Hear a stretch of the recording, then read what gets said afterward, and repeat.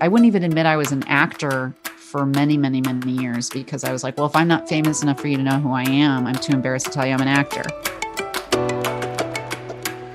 Hi, I'm Grasie Mercedes, and welcome back to Not Blank Enough, a podcast about everyday insecurities and triumphs.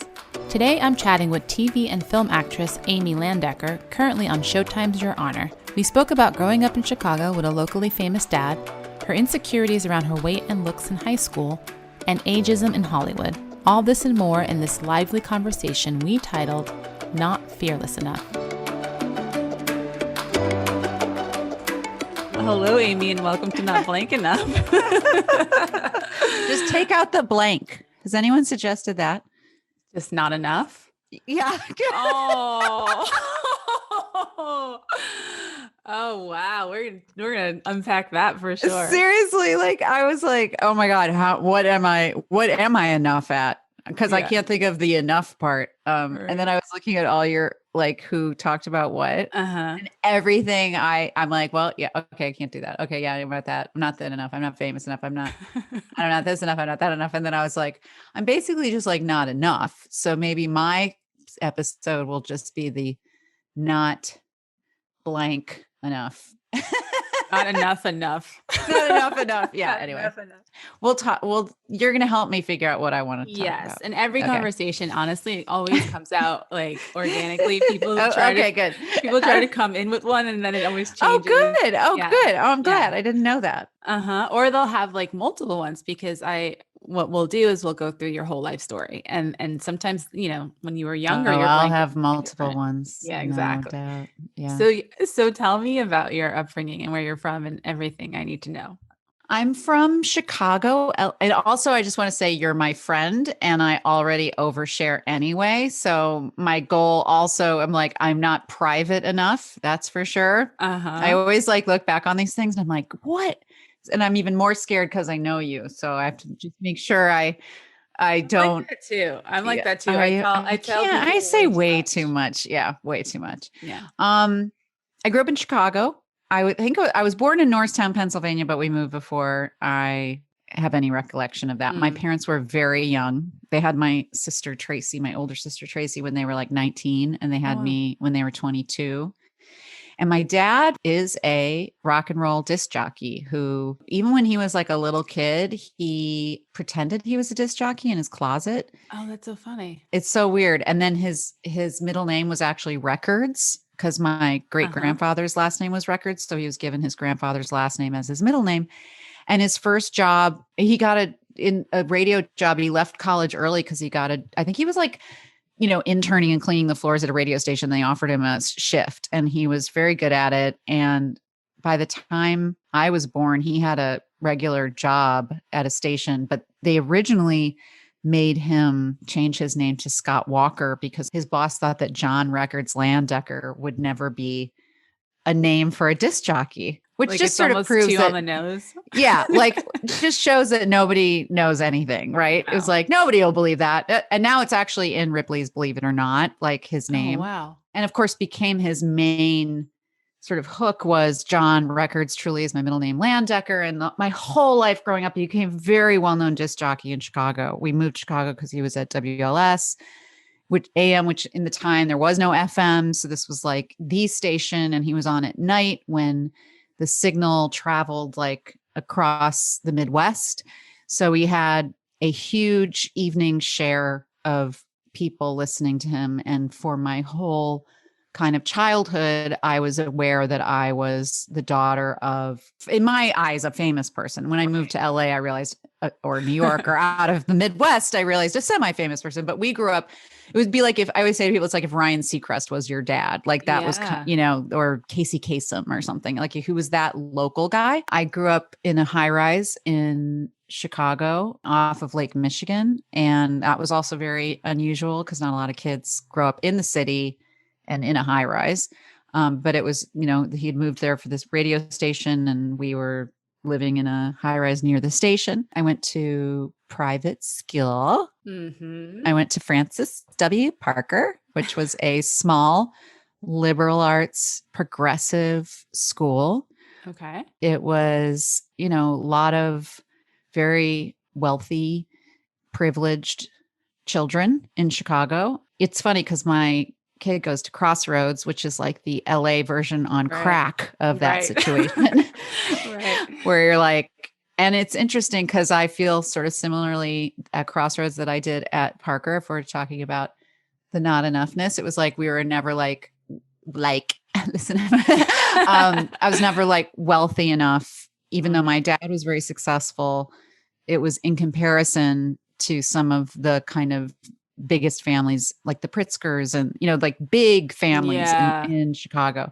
So that was kind of the beginning of like, I'm not enough. And my parents had weird jobs. My mom was a yoga teacher. My dad was a disc jockey. Everybody else's Your mom parents. was a yoga teacher? Yeah, my mom's a yoga teacher. Hatha Iyengar yoga teacher, like hardcore yoga teacher her whole life. Very successful, but a yoga teacher. And everybody else's parents were attorneys, whatever, doctors and, titans of industry. And we were like, I was like, my dad's a disc jockey. My mom's all this stuff, which actually ended up making me feel really cool. But at the time I felt was weird. And my mom was like a health food nut. Of course. I was eating natural peanut butter and rice cakes before it was cool, way before it was cool. I mean, what I did like though is how young my parents were, which was always really unusual compared to everybody else. It was my mom had me super young, even younger than your parents. She had me at 7. Really? Yeah. So I've always had she's like my best friend and like my sister. Everyone always thinks she's my sister. She also looks crazy young.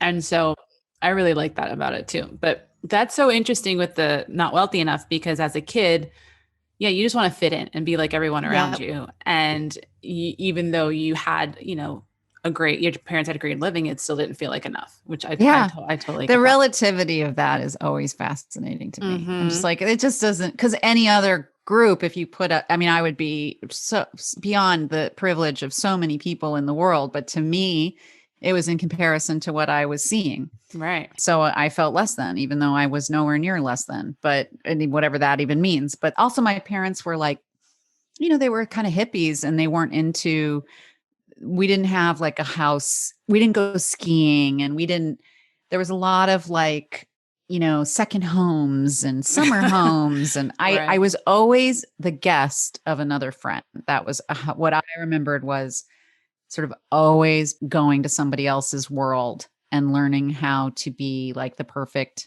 guest. And I had a lot of abundance my whole life, but I felt like a lot of that was other people giving me theirs, for a long time. Mm-hmm.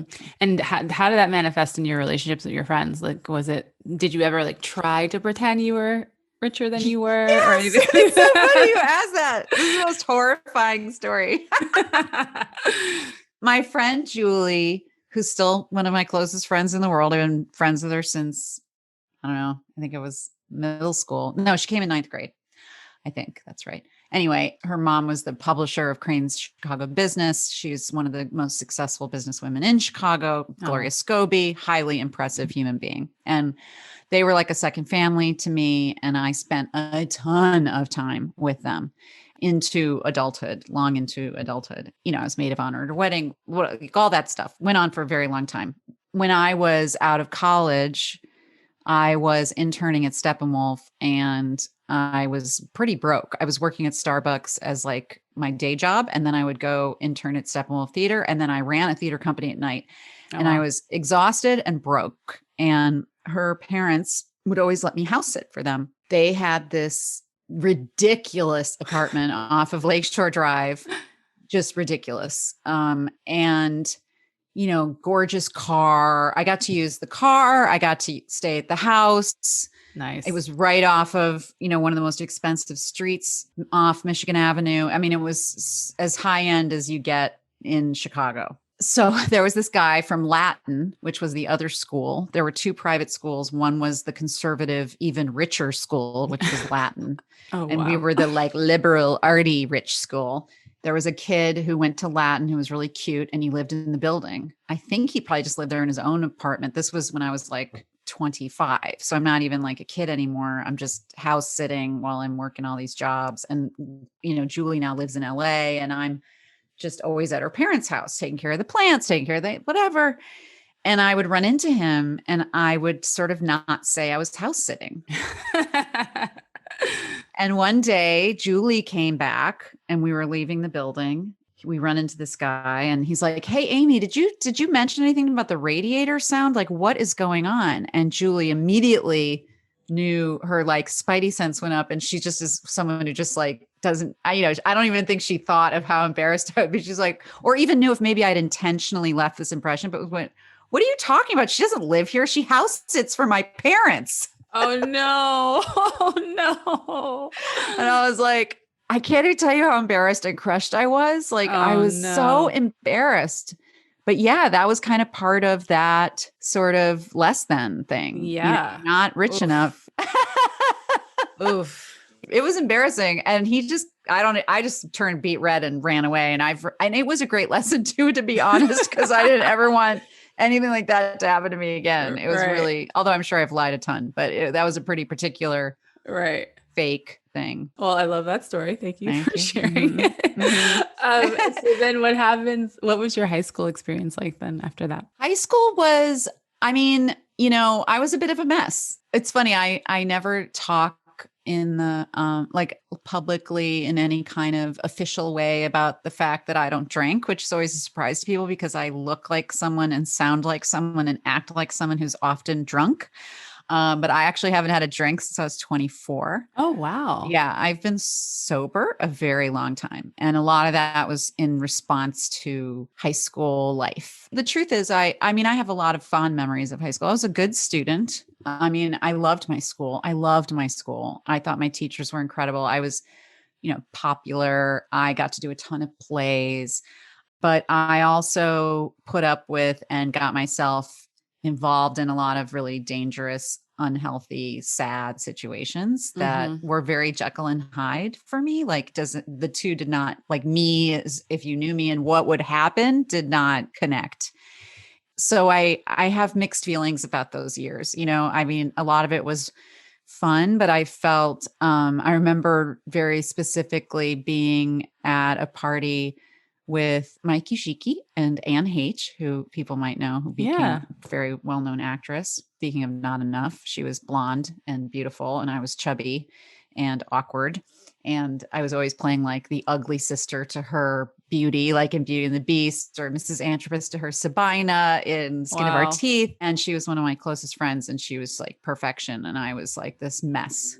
But I remember just once being at a party and it was a very clear memory. I think Paul Steppen was in the room too. And they were looking at me going, "God, it's so cool." And I was like, "What?" And they're like, "It's just so nice to see you not completely wasted." And I remember going like, "God, wow." And then I realized what they were also responding to was that I had some sort of like self-esteem in the moment, that I wasn't like doing things that I shouldn't be doing or saying things I didn't want to say. Another great high school story. This is the funniest podcast. I love that you have so many stories. It's a good story. You'll like this. So my first boyfriend, who will remain nameless, who was not the kindest human being on the planet. Okay. To me at the time. We ended up breaking up, and he ended up going out with Anne. And Anne and him went to prom together. And so he would have been a senior. I guess I was a junior. This guy, Elliot, asked me if I wanted to go with him. And I was so grateful that I had a date. We were just friends though. And I was pretty devastated that Anne and Paul were going. Yeah. Anne wore a purple leather dress. I remember there's actually a picture from prom that started circulating from this prom. I put it on my Instagram because I'm pretty unrecognizable. People always like, I think one of the reasons that I don't mind aging is like, I'm getting better with age. I'm really lucky that I was not very, my friend Julie's like, "You were beautiful in high school," but I was like awkward and plump and didn't know my body. And there's a picture of me that's pretty funny. And I put it up on Instagram to own myself. Anyway, I was up in the balcony. I was drunk and high, and I was falling asleep, and I was really miserable because Anne and Paul were like the belle of the ball, and he was blonde and she was blonde, and they were dancing. And I was like looking off of the balcony, watching them dance. Then like a week later, Chicago Magazine came out with a story about proms at private schools because they had like a different feel. Like we didn't wear big dresses, and they described this gorgeous girl in this purple leather dress and this Ken and Barbie couple who were the perfect couple dancing on the dance floor. Jesus, Yeah, dagger in the heart. Yeah. So, I mean, these are my not enough stories. I will say I loved a lot of high school and I have dear friends from those years. Paul Edelstein is a lot of actors in just my class alone, which was a very small class, like 60 people. We had Anne and me and Paul and this guy, Tim Griffin, who works quite a bit. And so it was a very creative place. It was a really cool creative place. And I'm still very close with so many of those people. I even still talk to Anne occasionally. So it all worked out fine. It all worked out You're doing fine. great now. Thank you. But at the time I was, devastated. It's interesting to hear you say that too, because so many of my guests have been women of color. And so many of them in high school growing up, depending on where they grew up, have had this like insecurity of like not being white enough or not fitting into this mold. And it's so interesting because I think beyond just being white, it is specific to blonde hair, blue eye, all American, what we are all fed, that someone as beautiful as you, who is white, but also has dark hair. And don't you have blue eyes? You have blue eyes. Yes, I do. You even have the blue eyes, but still like feeling like I'm not enough because I'm not this blonde, beautiful, person. Let's go even another layer into that, which is really interesting that Anne would tell you. She wrote an entire book about her life. She had a father who was one of the first cases of HIV in the country, closeted, conservative Christian. Her mother, I know, has traveled the country teaching conversion therapy. She was what we all looked at and said, that is perfection. And so even for her, there was this sense of not quite fitting in. And I think that human experience is so interesting because I know that that's not to say that there aren't higher levels of that and things that everyone needs to understand how much they do have and how much privilege they have been given. But she was a really interesting example to me. And again, I don't feel like I'm speaking out of school because she wrote a book about it. Right. I think it's called Call Me Crazy or something, but it was, she's very open about her childhood and her and her mom and her sister lived in, this hotel room by the school. They were just what the American dream is, externally. Mm-hmm. And I, of course, was so jealous of her. I mean, she got a soap opera right out of school. Oh, wow. Actually, she has a lot of things that I do want and love, and I love her. And she's a really creative, wonderful, and brilliant person, but also that we all have so much more going on than what we perceive. Exactly. From the outside. It's so incredible to have these conversations with people and realize like we are all suffering in a sense from the same thing, like just always wanting things outside of ourselves and not realizing that no one feels like they're perfect and no one feels like they have everything. And it's all relative. Really. Your happiness is such an inside job and a deeply inside job, absolutely deep. Oh, amen. So it sounds like you knew you wanted to be an actor from a pretty young age. And so after high school, what happened? What'd you do? Well, and I also didn't think I could because I didn't think I was pretty enough. And I didn't think that was possible. I honestly, it's so amazing now because one of the first actresses that I ever saw on TV where I was like, people started to say I looked sort of like her was Amy Brenneman. When she was on NYPD Blue. Okay. And it's so amazing now because I actually know her and we do get mistaken for each other. And I'm in auditions with her. I can't believe I'm in her world because I was still living in Chicago till I was like 35. So I was very late to leave Chicago and start to try outside in bigger markets. I went to New York first. I didn't even move to LA till I was 40. So I'm very late to accepting what I wanted for feeling, even having the courage to go for it. So I went to college to become like a broadcaster. I was really into sports. I loved the Bears. I loved, the Bulls. I was, the Cubs. I came up in Chicago in like the heyday of sports, teams. And my dad was interviewing these guys every week. And I felt really connected to it and excited by it. My dad went to U of M and I was a Big Ten person. And I went to UW and I was going to become a broadcaster. I was going to be maybe one of the first few female sports broadcasters. I took an acting course the first semester and, the teacher who I ended up going out with, who was a professor, he's a TA. he was like, you really do this. Like, you should do this. You're really Yeah. good at this. And I was like the lead in all the plays at school. Like, but I didn't have any confidence that I would know how to turn that into anything. So I took it as like a minor, and I took communications as a major. And I just started to continue to do theater at UW. When I was leaving college, my best friend, Julie, who keeps coming up, her mom, Gloria Scobie, who we already talked about, was on the board, speaking of privilege, was on the board of Steppenwolf Theater. And she got me an internship there. So I came out of school, and then my sister was really into theater, and she started a theater company with a bunch of friends from the new school. Mm-hmm. And asked so I'm interning at Steppenwolf, and then at night I'm doing a play, Coyote Ugly by Lynn Seifert. I was just doing it as a favor, not as a favor. I mean, I wanted to do it, but I wasn't part of the company. I was just like Tracy's sister who's going to play this part. It was a very flashy little part, and we got a lot of press there because privilege again. One of the members, had very connected parents. So we were able to get reviewed, and I was really called out in these reviews. And it was this sort of like, maybe, okay, so maybe this is something that I'm kind of good at. And the theater company asked me if I wanted to join, and I did, and I started acting there.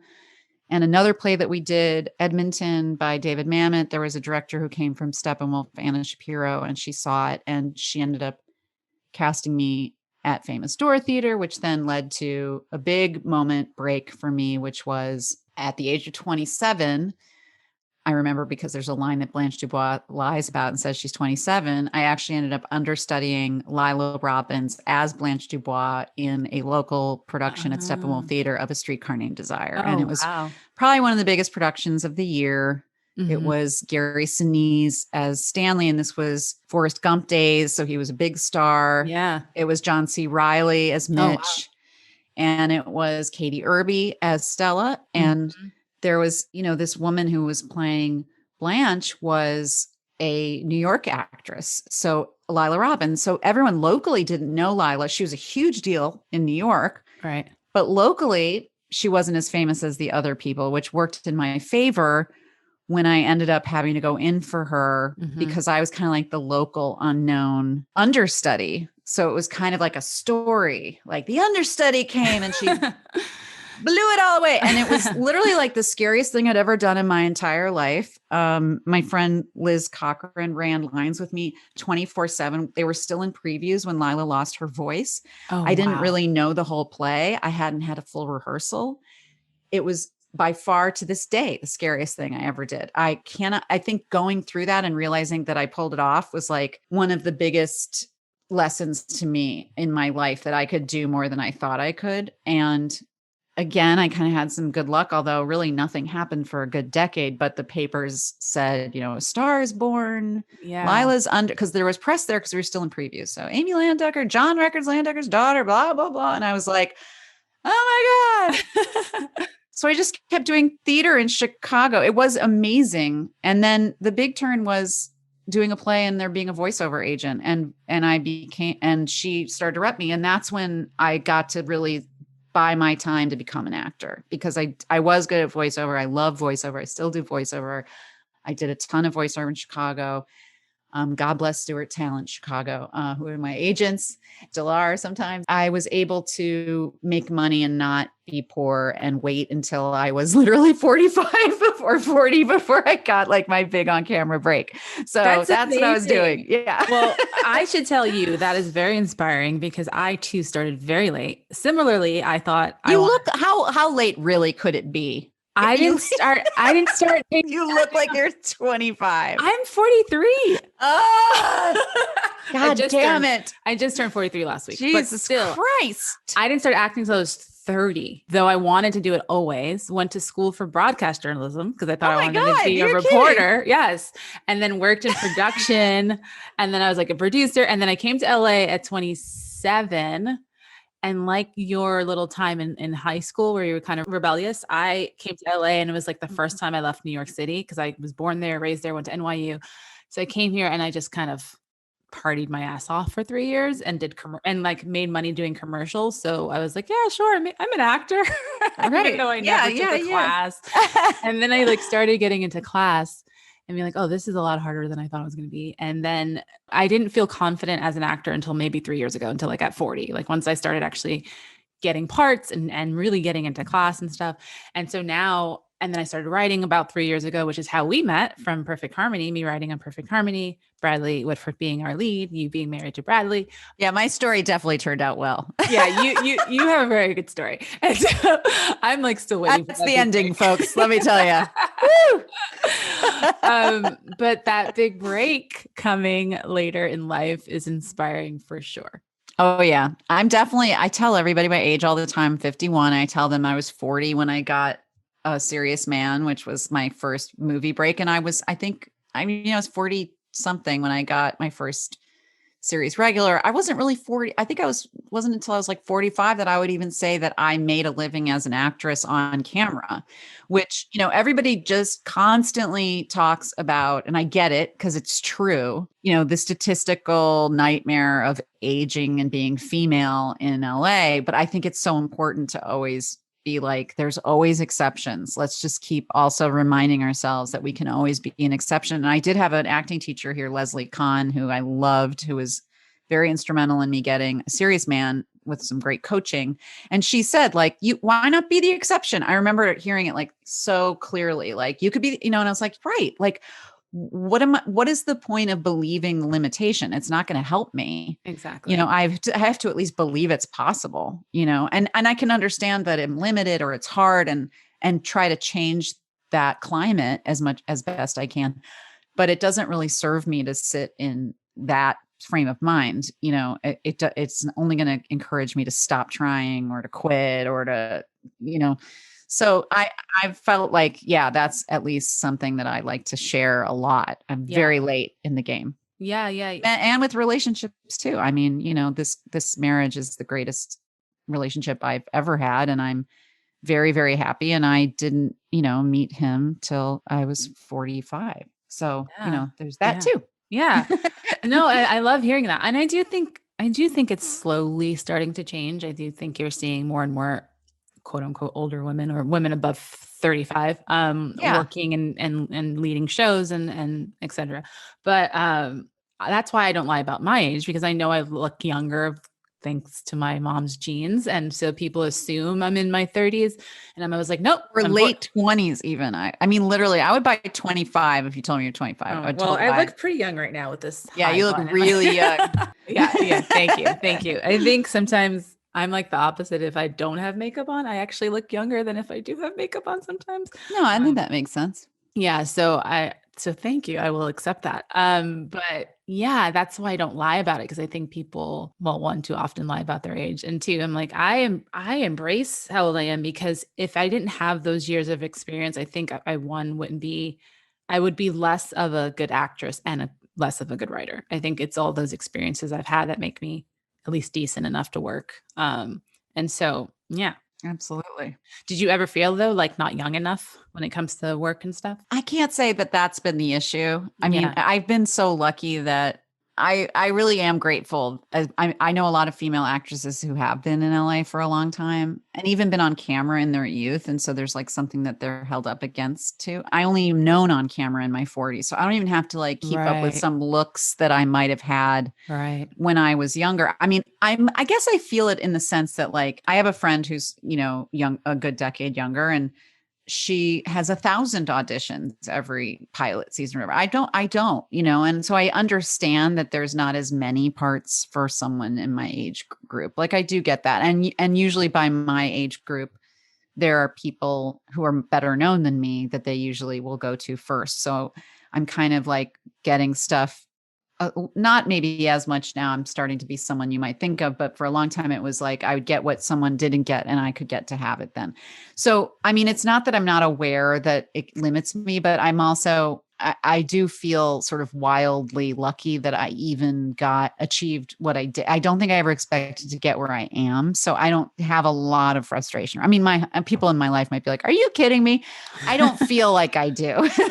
And especially actually the women whose careers I want are not younger than me. They're all women my age or older. Yeah. Yeah. I mean, love that's that. who I'm envious of, is someone that is my peer. So Transparent was one of my favorite shows because that is so up my alley. Like I love that dramedy, very dark, and then so like fucked up that you laugh type of TV show is just like, and Transparent, I feel like was one of the first that really kind of killed it in that. Yeah, I think we called it like fun comfortable was one of our words. Fun comfortable. Yeah, I love it. I love it.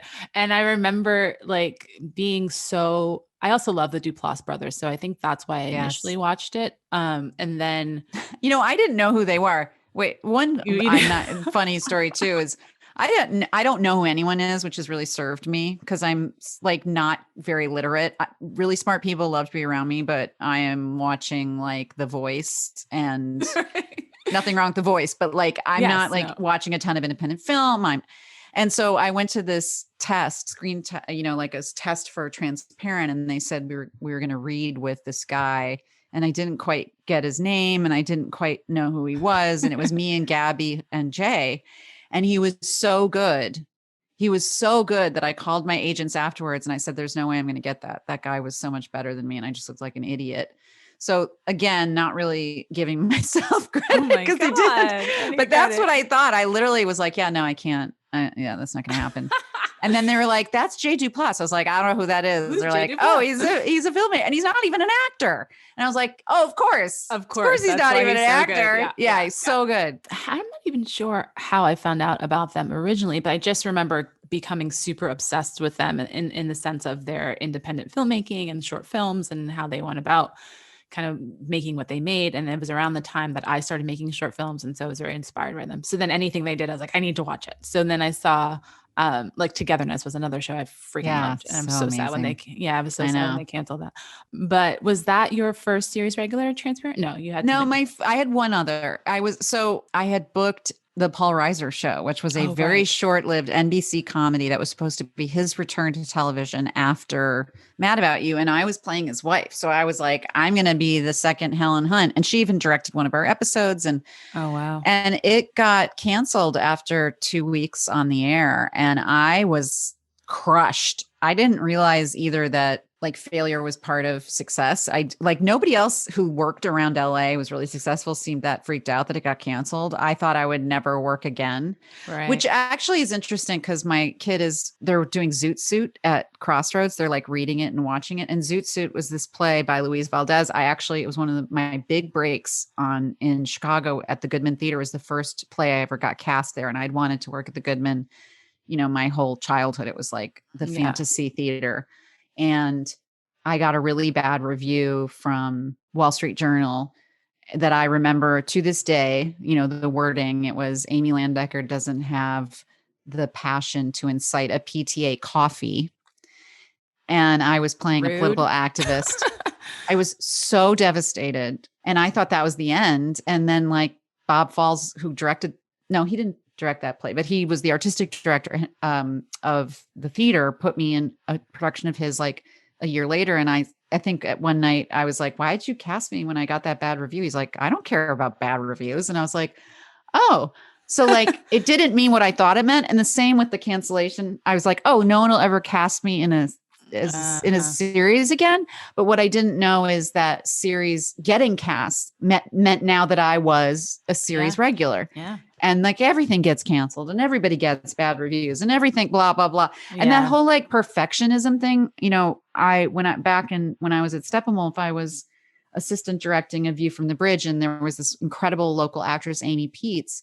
And she was so good that I quit acting because I was like, I'm not as good as Amy Peets. And then my sister's company asked me to do that play. And like years later, Amy Peets was guest starring on the Paul Reiser Show. I told her that story. She's like, you're such an idiot. Like, what is wrong with you? And I'm like, it's this lack of belief in myself, or I guess that I'm not allowed to just be okay or good at something. I have to be like the very, very best. And you don't. There's a whole world of mediocrity, and why not allow myself part of that? Oh my God, Amy. I've seen you act though. You are an excellent actor. Like you have to give yourself credit for that. Here's what I will give myself. I've never also felt like I'm enough of an actor. Like I don't really train. I don't really like a lot of prep. I'm not actor enough. Yes. But what I do feel like I'm good at, and I will give myself credit for, is I feel like I'm good at like channeling feelings and intuitively being in the moment in a scene. And that's what I feel like I have to bring to a situation. If I was to say like, what is my talent, is I'm very free now when I'm acting, and I'm very present. And that I feel like is a quality that actors like, and that people can respond to, and that I like about my acting. But, Bradley and I talk about, he's very much of an actor.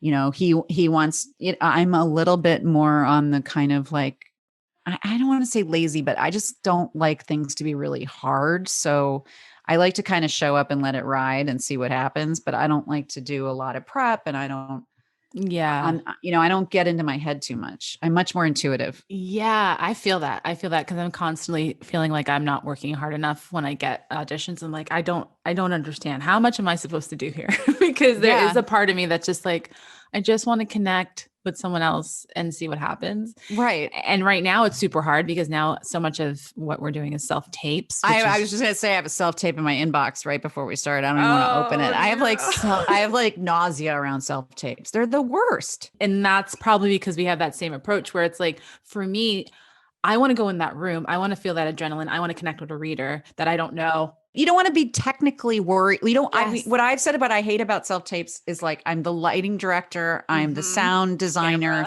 I'm setting up it's like I'm making a short film in my house. And I just want to act. It's hard enough as it is.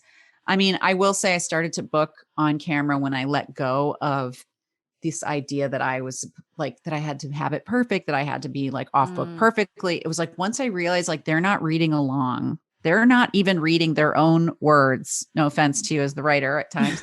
But like, I remember going on an Adam Carolla job I got, and the producer going, where's that line? The blah, blah, blah. And he was like one of the writers. And I was like, oh no, I just improv that in the audition. And they didn't even know, they didn't even remember. I was like, oh yeah, if it's Sorkin, that's one thing. Right. But like a lot of it is just being alive. And we like kill ourselves. We deaden our spark with all of that worry. And so self-tapes have so much built-in worry that I find them stifling. I don't feel like I can do my best. I rarely book off of a self-tape. I hate them. Yeah, I hate them too. And I feel so much better hearing you say that you hate them, because I hate them. I hate them. I always feel like a bad actor when I say that, because I'm like, I'm so grateful for the opportunity. But of course, yes. And I get that, like in COVID, if that's our great sacrifice, boy, that's rough. Right. But it is very, it's just not easy to do the whole reason you do this, which is to connect. And it's very hard to do that under those circumstances. Do you self-tape with Bradley as a reader? I did which is like, really funny too, because I worry that people but I worry that they're like, who's the guy in the back? Wait, that voice is familiar. Like, he can be distracting as a very famous voice. It's like Josh Lyman's in the background. What is Josh Lyman doing there? That's so funny. No, I am lucky. It's funny because I had to do a callback without him for a film, and I was really bummed and I didn't get it. Although I don't think it was because it was interesting, because I didn't get it, and I knew who the candidates were who were going to get it. And they were all like a completely different type of human being. And sometimes you just have to realize like your essence isn't necessary. I don't think it was because Bradley wasn't there, although I thought he was going to be my good luck charm. Yeah.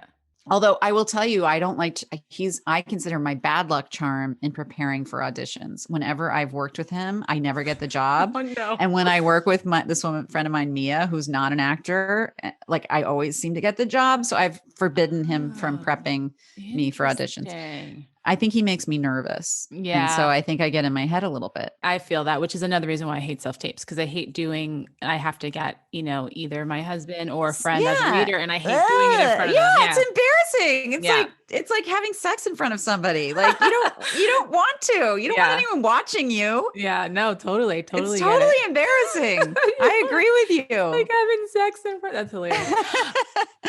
So, okay, now today in 2021.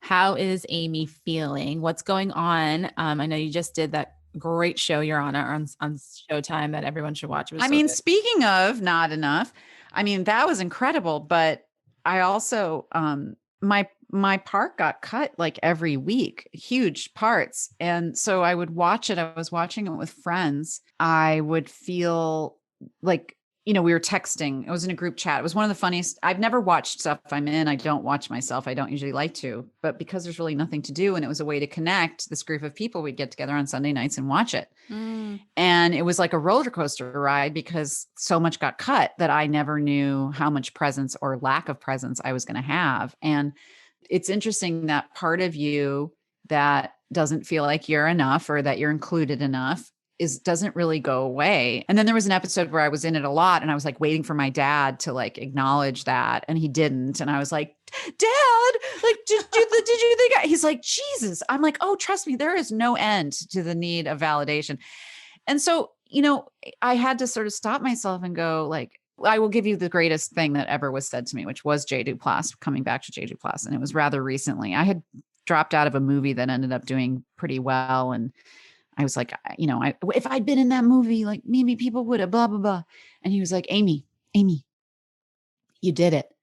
And I was like, what? He's like, you did it. You can relax. I'm like, I did what? He's like, people respect you. If you are great at what you do. People love to work with you. You did it. You don't need to like do anymore. There's nowhere else you need to get. And he said, if your 16-year-old self looked at your IMDb page, it wouldn't even believe what you managed to do. And I was like, oh my God, that's so true. Like I'm in a freaking television show on Showtime with Bryan Cranston, but what does the brain do? Yeah. The brain goes to how much am I in it? Yeah. What is my billing? Oh, they did this weird special guest star thing so that when someone more famous with me, they would get put before me. And then a friend pointed out to me like, why is your billing bad? And you can just like go into that zone. For no matter, there's no end to that zone. It's never enough. There's never enough. I think your episode does have to be called Not Enough because it's like never enough. And I get it. Yeah. It's like all of it, right? But yes, the truth is like when I'm not in that part of the brain, like when I'm not in the lack and I'm in the gratitude, which I do a lot of gratitude stuff because I believe in it. I'm absolutely fine. I'm like, I have more than enough, but that's all perspective, and that's not true for everybody. Like I really do. And I should be grateful for it because there really are people who don't. And I do. And it's kind of like remembering, like, stop being a greedy little baby, not to be that mean to myself. I shouldn't be that mean to myself. Yeah. Like Jay said, there's a lot of stuff I haven't done yet, or that I, want. I like the new things. I want to be the lead in something, which I've turned down leads because I didn't want at that time for various reasons. But now that's the thing. I don't want to be, but then I'm like, oh, but if I get that, then I'm never going to be able to be home. And I love being home. Like there's always like something else you can kind of want for. So what I loved about what he said was just like, whether it was true or not, what a mantra to have. Like you did it. You did it. You did it. Yeah. You're done. It's okay. have made a living doing something you absolutely love. Yes. And a good living. And I pay for, my life that I built, and I'm not dependent on anyone else. And I never give myself enough credit for that. Yeah. Really. I never do. I wouldn't even admit I was an actor for many, many, many years because I was like, well, if I'm not famous enough for you to know who I am, I'm too embarrassed to tell you I'm an actor. Oh, I get it. Yeah. I totally get it. Ooh, a lot of this is hitting very much. So if we had to pick a name for the episode, what would that name be? For some reason, and I have no idea why this is coming to me, I'm just trying to like listen, is fearless. I'm not fearless enough. Ooh, I like that. I like that because first of all, I'm going to admit it here, that I was a little starstruck when I met you at Perfect Harmony because I loved Transparent so much that I was just like, oh my God, Amy's here. And so getting to meet you was incredible. And I think you're an amazing actress. And so to see someone who you think is an amazing actress, who was on a show that you freaking love, who's working, doing it, beautiful, stunning, all these things, like confident. And then I met you and you're actually cool and not like some crazy LA actress. We know a few. We all know a few. We all know a Yeah. few. It was just like, oh, but then to hear you talk about these like insecurities or feeling the lack and stuff, something that kept popping into my head is like, oh my God, it's like she doesn't know how fucking awesome she is, but you do. But I think there is this like, I like fearless because I think there is this thing that holds us back. That's like, and I do this a lot too. Like almost I'm afraid to admit or acknowledge my greatness. Yes. You know what I mean? Absolutely. No, and to fulfill it in Mhm. some way. Mhm. I feel like I'm always a little afraid of, what that will look like if I really, or that I'm not capable. Like there's 1,000 thoughts. It's not Mhm. just like, I'm amazing. Why don't I let myself be? It's like, or I might not be. And what happens if I fail, and it's like, yeah, who cares? I mean, like, let yourself, it's okay. It's okay to fail. It's okay. Like, it's okay to shine. It's okay to fall. It's okay. Like, it's all okay. And I think fear keeps me back in so many different forms. And it is interesting because, so much of my performance on Transparent, there was always this association of like, you're so fearless, right? That's the funny part, because she was such a crazy character. Yeah. But I was like terrified to do a lot of the stuff that I pushed myself to do. But I did learn. I was very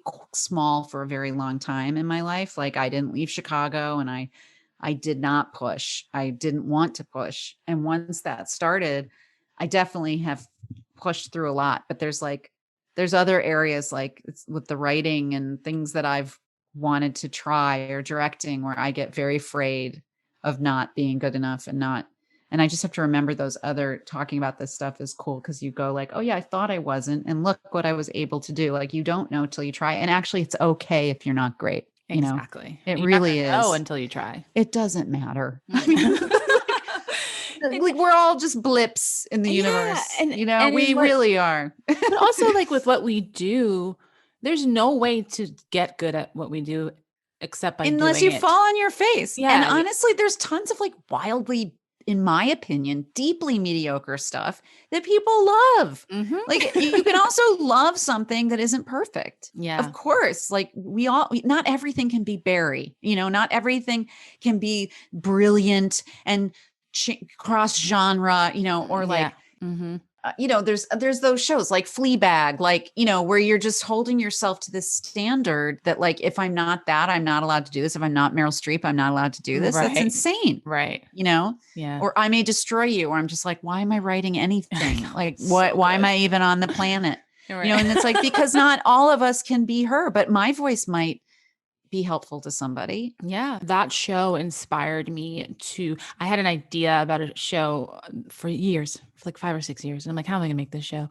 And then I watched I May Destroy You and COVID and Black Lives Matter. And then I was like, oh, I have to be brave like her. I have to be willing to tell my story for real, and not sugarcoat it or try to make it TV friendly or whatever the case may be. And just like step into that. She inspires people. Yeah. So it's like, not everyone can be that, but they also help others. But a lot of really great art, and not everyone can even handle that art. Like some people can't handle it. They need something a little less intense. And so maybe that's what I'm going to bring to the table, but she's the reason I felt like I could. Exactly. So yeah. I love that. Okay. So we're calling it Not Fearless Enough, and that is perfect. Okay. And lastly, I just want to say thank you, first of all, for doing this. This was so much fun. Thanks for asking me. So where can people find you? You are on Instagram, right? Yeah, I'm on Instagram. That's probably the best place. That seems to be the only place I consistently will come back. I do feel like social media is terrifying and destroying the world. So, and again, the women like who I really look up to, like Catherine Hahn and Gabby Hoffman, don't even do social media because they know how like energy draining the whole thing is. Anyway, it's a place to kind of try to express and advocate, which I do think is important. Yeah. I feel like it's something productive to do, to use everyone's it. voice matters. Yeah. So I'm there, Amy Landecker on Instagram. And then, your honor's out there, and The musical for Transparent. I still think there's a lot of people who never watched that. And I think it. that's a fun, if you like to smoke pot, I would suggest a little of that with that. You'll have a great time. I concur. Yeah. Well, thank you, Amy. All right. Be well.